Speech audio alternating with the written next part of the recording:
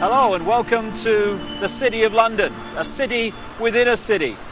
People think about London as the great metropolis that we all know, but within it is something called the City of London. It goes back many, many hundreds of years, and it's the epicenter of the global financial system, if the truth be told. It's more than that, however. It is the center of a global web of secret societies that control the planet today, and they come from a series of interbreeding bloodlines which you can trace back to the ancient Middle and Near East thousands and thousands of years ago. And the staggering truth is that these interbreeding bloodlines under different names have increasingly controlled planet Earth from that time to this, never more so than today. In the next few hours on this video, you're going to be introduced, if you've not already read the book, my book, The Biggest Secret, to some staggering, stunning, and I'm the first to say, bizarre information. The basis of the video is an interview with a lady called Arizona Wilder, who was brought up and mind-controlled from almost the time that she was born to eventually, as she did, conduct satanic rituals at the highest level of the satanic ritual network, involving some of the most famous people on the planet. But we'll get into that as we go along. It is bizarre, and that's not even the most bizarre aspect of this story, which I'll come to as we progress. But the bizarre just happens to be true. And this video is designed to be a companion to my book, The Biggest Secret, and you'd get more out of the interview with Arizona if you've read that book. But what I'm going to do to start with is just set up a few basic background details that can allow you, if you've not read the book, to follow the story and the revelations that Arizona is going to unfold for us. As I say, this is not just a City of London financial district. It is the center of a global web. It is the spider in the center of the web, as I expose great detail in The Biggest Secret and a previous book, And the Truth Will Set You Free. And what the basis of that shows is that all these apparently different companies, banks, insurance companies, political parties, actually at the top of their pyramids interlock and are controlled by the same few people. About 13 families run the world, and offshoots of these bloodlines under different names. Just give you an example and a little guided tour of where we actually are, because that's a good example of what I'm talking about. Behind me is the Bank of England. This was created in a charter signed by William of Orange, who became William III, the King of England, in 1688, 1689, and he was one of these bloodlines. And from the moment that he took the throne, then the whole thing started to really epicenter in London. This is when the spider at the center of the web really moved in here. So we've got the Bank of England behind me, which was created thanks to William of Orange and the people that controlled him, because these guys are just puppets, of course. Over there we've got the NatWest building. It's one of the big clearing banks in England. If you just come around this statue, which I'll come to in a second, behind me there is the Mansion House. That's the center of government in the City of London, this city within a city.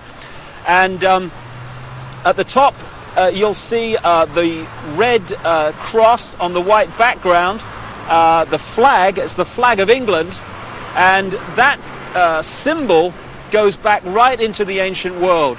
It was the ancient sun symbol of the Phoenicians back in the ancient Middle and Near East, and the Phoenicians had a number of deities.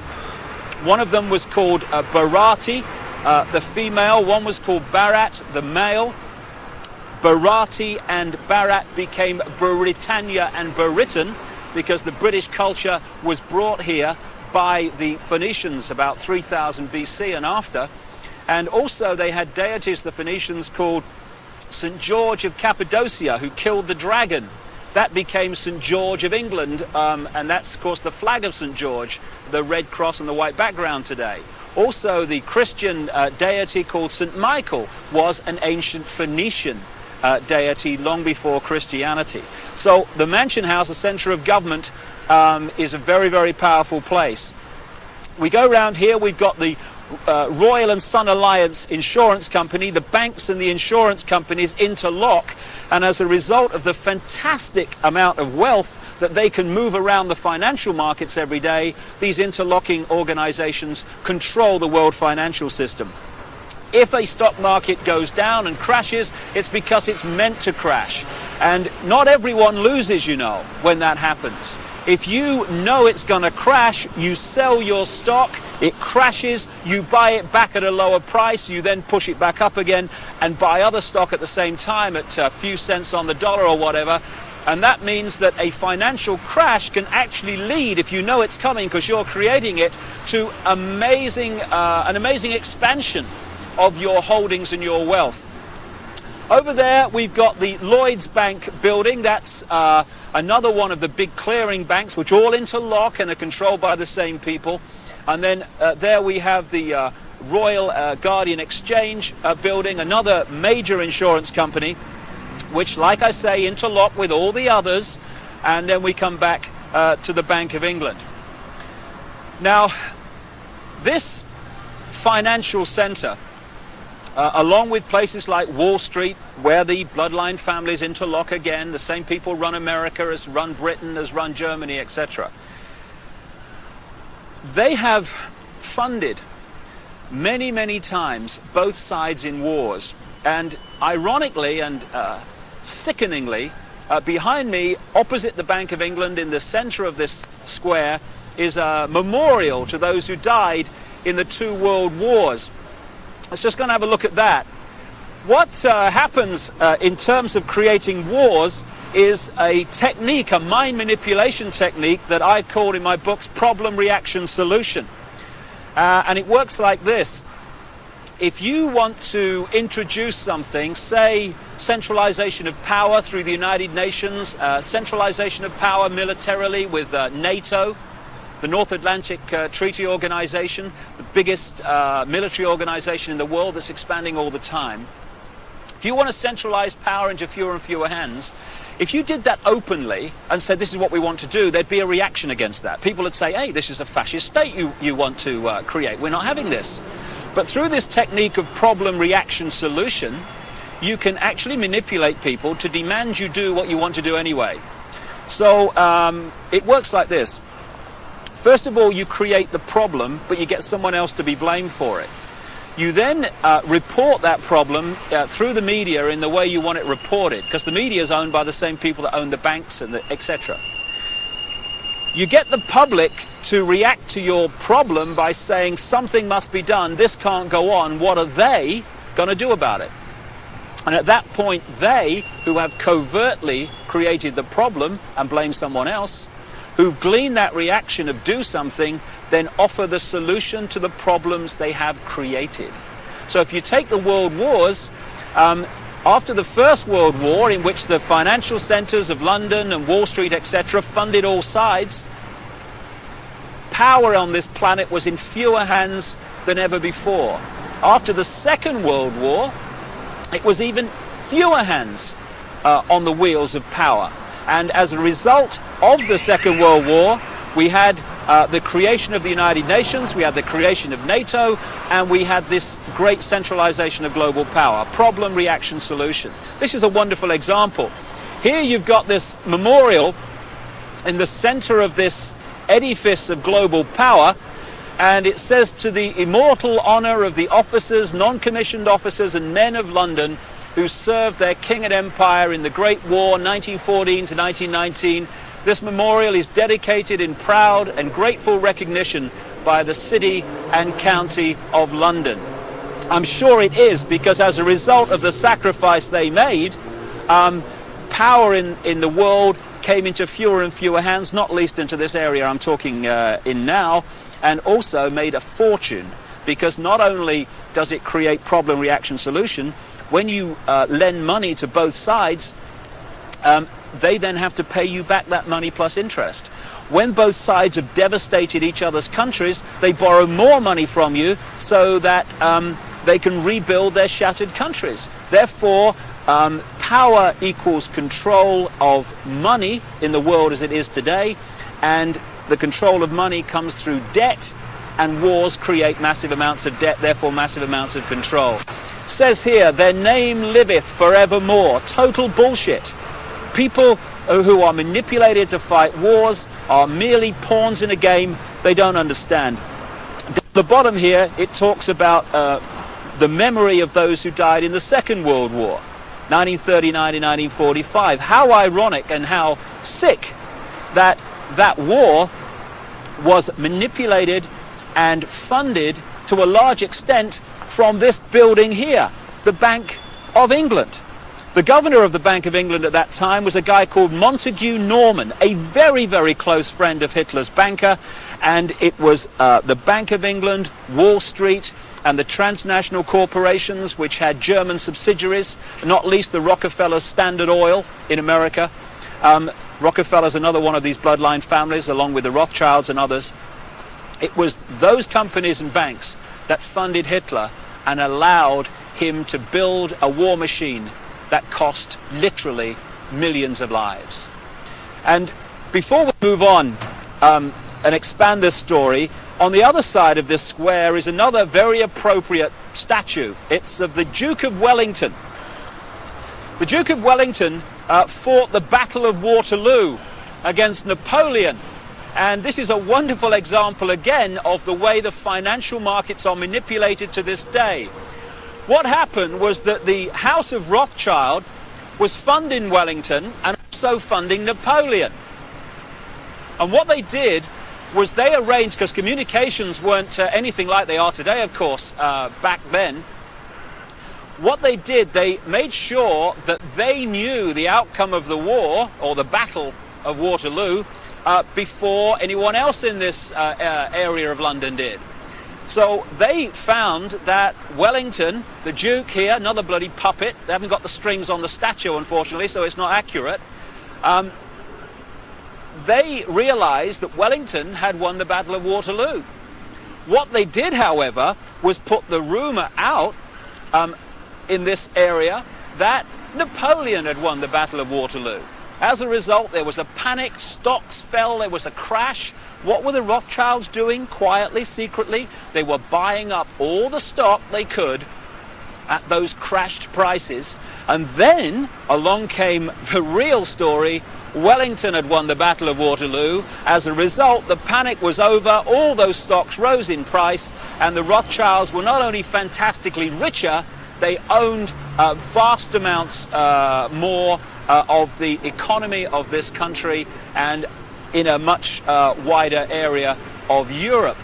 So the manipulation of the financial markets, that's just an example from the last century, is very much going on to this day. And it's manipulating your life, what your money will buy, and indeed if you have any money at all. And I'll just finish at this location by focusing yet again on the Mansion House. Arizona Wilder, the subject of this video, conducted satanic ritual at the highest level, and we'll come to that in detail. You'll see that in the interview. But it's very much part of these bloodlines that have increasingly controlled the planet over the last few thousand years. When you follow them through from the ancient Near and Middle East up into Europe, where they became the European aristocracy and the royal families of Europe, or royal family if the truth be told, because they're just the same bloodlines under different names, over to America and into the modern world, one thing follows again and again: human sacrifice, satanic ritual, blood drinking, and all this stuff.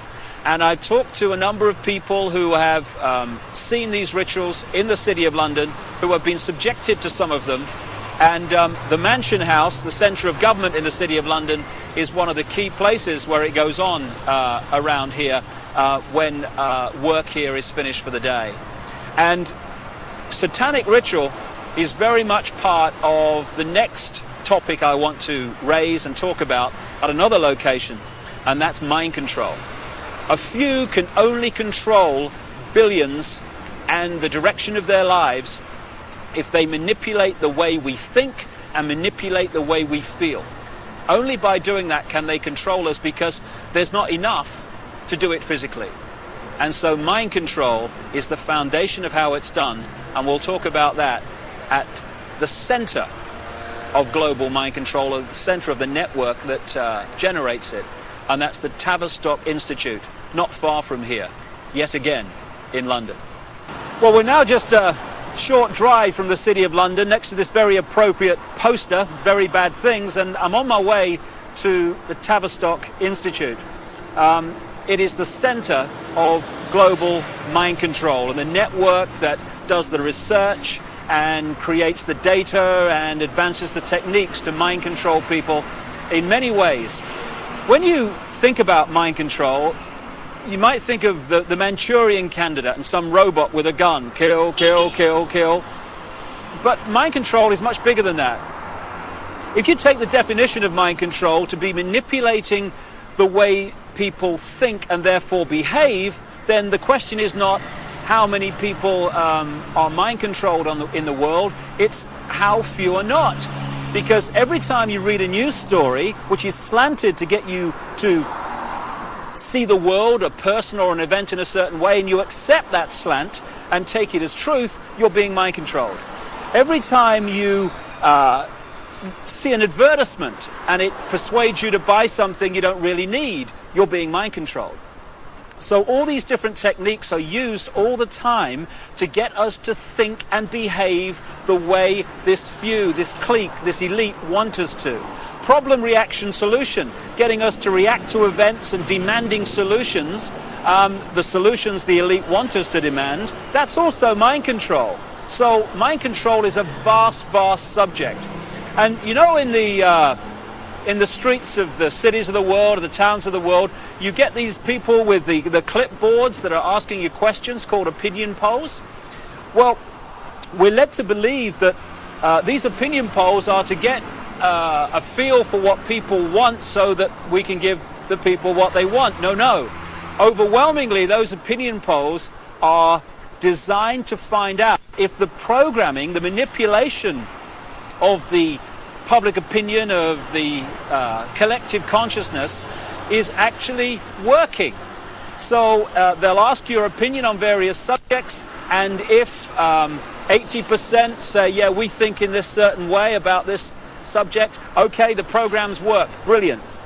If only 40% think that way, then the question is, the manipulators ask, what more do we have to do to get more people to think the way we want them to think? So it's all about mind control and emotional manipulation. That's how it works. And we've just reached a point here, a military establishment. The Honourable Artillery Company headquarters, SAR. What is the military? What is the training for the military except fundamental mind control? What happens when you go through the training, especially in the elite organizations like the SAS and the Parachute Regiment in this country, or the Delta Forces in the United States? It is to get human beings to give their thinking processes away to those in the peak caps that have more stars or more stripes on their arm. And you want people in the military to so give their mind away that when someone in a peak cap says, shoot this group of people, then without saying, well, why, or what have they done to me, or whatever, it's all over. Yes, sir, yes, sir. The yes, sir mentality, mind control. And if those people had a drink with the opposition, the opponents, the enemy, they'd probably get on fine. But they don't get to that stage, because when the peak cap says shoot, they shoot. They are mind controlled. And this is what the military is about. So you have mass mind control, you have individual mind control, and I'm just going to now walk just around the corner from here and take you to the headquarters of global mind manipulation. Mind control has been known about for a very, very long time. And to understand many of the things that Arizona will be talking about in the interview, you just need to explain one of the fundamental techniques of mind control. It's called trauma-based mind control. There is a mechanism in the mind that shuts out the memory of trauma. You know when you have a car accident and you can't remember what happened before, the trauma of the actual accident and immediately afterwards? That's because the mind puts an amnesic barrier around trauma. Now that's very, very good, because obviously we don't want to keep reliving and re-remembering severe trauma like accidents and horrors of that kind. But this they began to understand massively in the concentration camps of Germany under the guy known as Joseph Mengele, the Angel of Death, the infamous mind manipulator and geneticist. They began to understand that if you could systematically traumatize someone, particularly before the age of 5 and 6, then you could turn their mind into a honeycomb of self-contained compartments, amnesic barriers, which were unaware of the existence of the others. And if through hypnotic keys, triggers, words, signs, whatever, you could pull one of these amnesic barriers to the front to become the conscious level, that could experience something or be programmed to do something robotically, and then that compartment could be pushed back in the mind and another one pulled forward. Now this new one has no idea the other compartment exists, let alone what it's experienced or what it's been programmed to do. This has become known as multiple personality disorder, or DID, dissociative identity disorder, which is much more appropriate.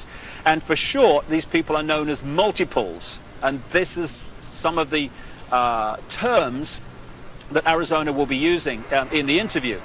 Now, we've reached a point here, if we just turn around, of the headquarters of the Global Mind Control Network. This is the Tavistock Institute in Tabernacle Street, 30 Tabernacle Street in London.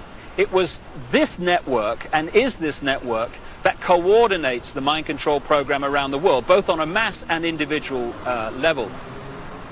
The background to this organization is this.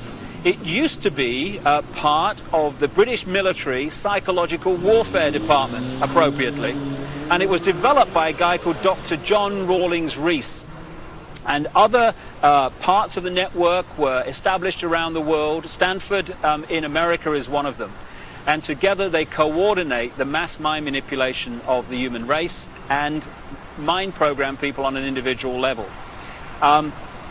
Just to give you an idea, these mind control people are overwhelmingly those that do the assassinations. Why is it always a lone nutter that's responsible for assassination? So people say, oh, he was just a nutter.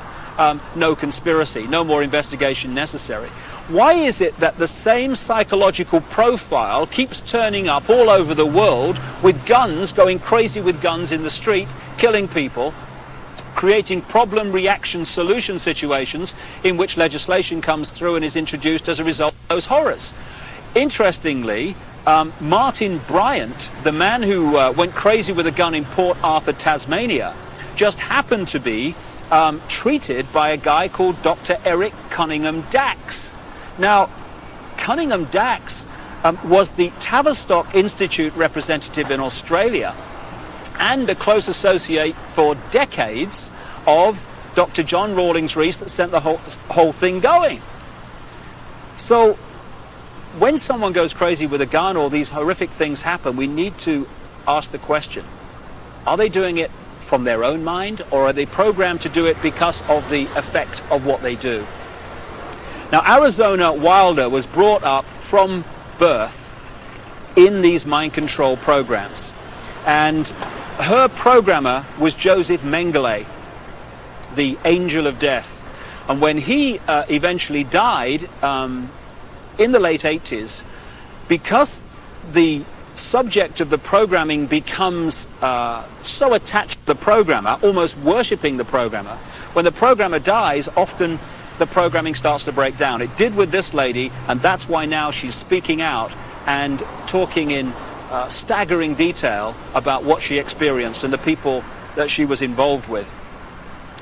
People might find it hard to believe that Joseph Mengele was in the United States and South America after the war, but there was a British intelligence, American intelligence operation called Project Paperclip, which got people like Mengele and other leading Nazis out of Germany at the end of the war to continue their mind programming and to continue their genetic research and manipulation in America after the war, in the United Kingdom also. So this is some important background to this Arizona Wilder interview, but it's not even the biggest secret. The biggest secret is even more bizarre than that.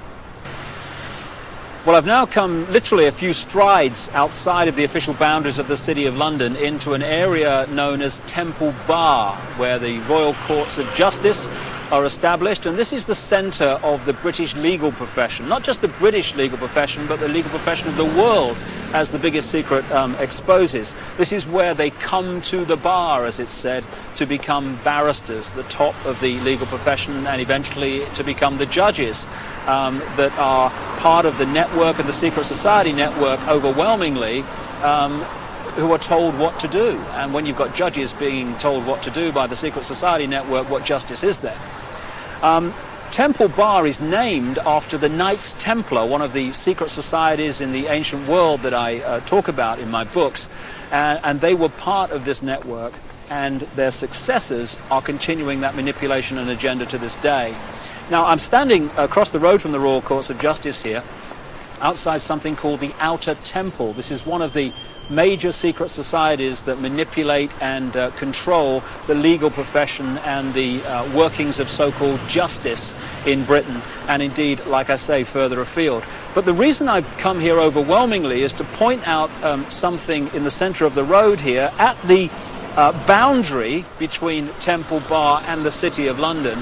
And it's a massive reptile figure, dragon figure, in the centre of the road. Now, we're getting into what the biggest secret is here, because when you go around London, and indeed looking at the coats of arms of the aristocratic families, etc., again and again you keep seeing reptiles, you keep seeing dragons, and you've got the serpent race and the dragon race constantly recurring in the ancient texts describing the gods of the ancient world. And there is a reason for this. There is a reason why dragons appear everywhere, and that is the biggest secret, which Arizona Wilder also has experienced. Right at the start of our little tour of London, in that square outside the Bank of England, it's also possible to see again this same theme that keeps reoccurring of flying dragons, of flying serpents. We've seen one major serpent figure, serpent statue, at one entrance to the City of London near the Law Courts, and here I am now alongside the River Thames at another entrance to the City of London, this epicenter of global control. And what do we have to signpost the fact that you're entering the City of London? Yet another flying dragon, this one holding the shield with the red cross and the white background, this ancient symbol that I talked about with the flag on top of the Mansion House and the flag of England, the flag of St. George. So what's going on? Why, when you look at the ancient accounts of the ancient gods, do you again and again see this reoccurring theme of the serpent race, the serpent gods, the flying serpents? Why, in my research for the biggest secret, have I come across a stream of people from different walks of life all over the world who have told me the same thing, that they have seen, to their astonishment and amazement, they've seen key people in positions of power just demanifest from being a human physical form and become before their eyes a reptilian figure. When you look at the ancient gods of the Indus Valley, they talk about the Nagas, the gods who, wait for it, had the ability to manifest as human or manifest as reptiles. This is absolutely vital to understanding parts of the Arizona interview, because she has experienced exactly this. And the background to what's happening is quite simple. This three-dimensional world that we appear to live in is only one frequency, one dimension of existence. We have a frequency range which we can perceive. We call them the physical senses. But outside of that range are other frequencies, other dimensions of existence and life that are sharing the same space that we are. In the space that my body is occupying now, for instance, are all the radio and television frequencies broadcasting to London. I can't see them, they can't see each other, they're not aware of each other because they're on different frequencies. Only when the frequencies become very close do we have what we call interference on the television or interference on the radio. And it's the same with creation. We live in conscious terms in this three-dimensional world. So this is our reality, this is what we perceive.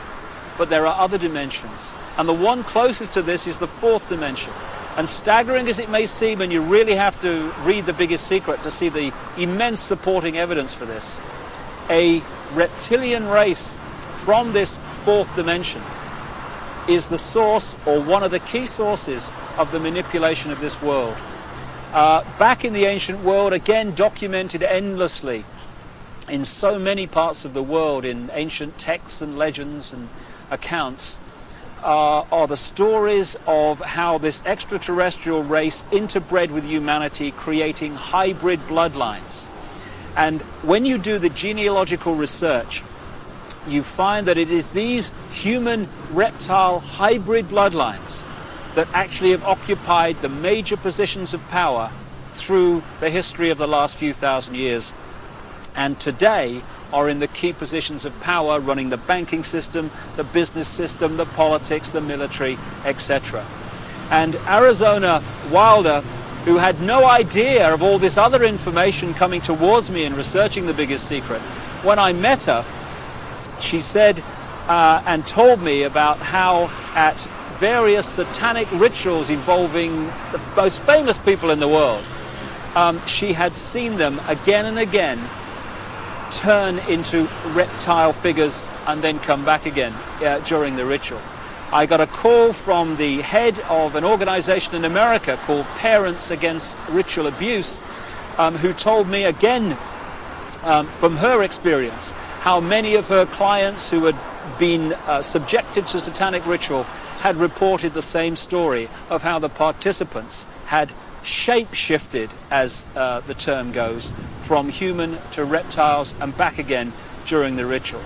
And one of the key areas, one of the key families identified by Arizona Wilder in her accounts is one not too far from here, and it's very famous indeed.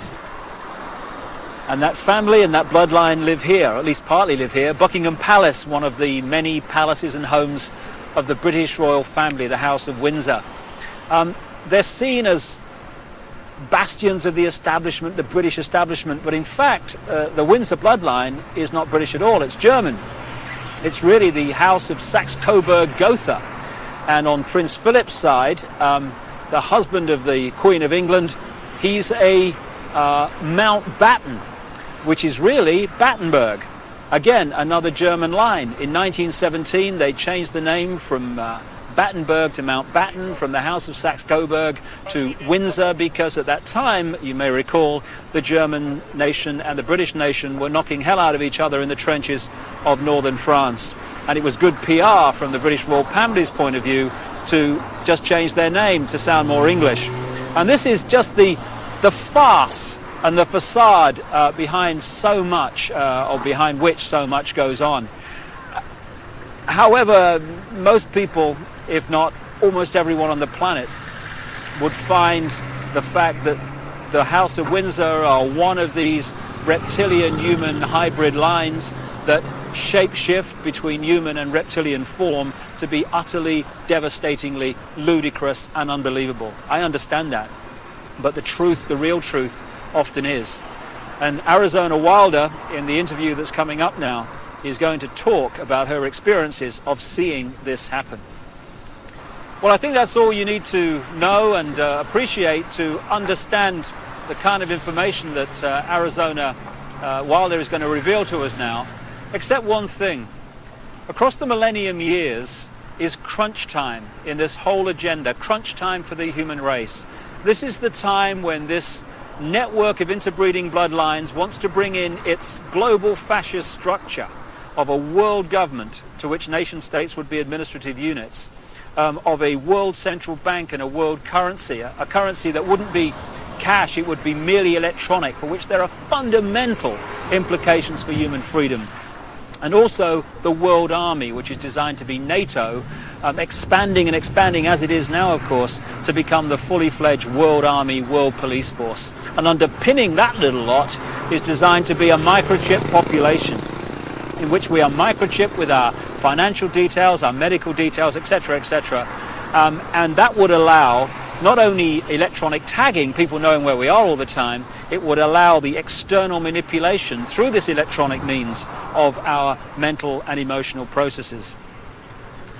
This will happen unless the human race wakes up and wakes up fast. And to do that, we need to understand what's really going on.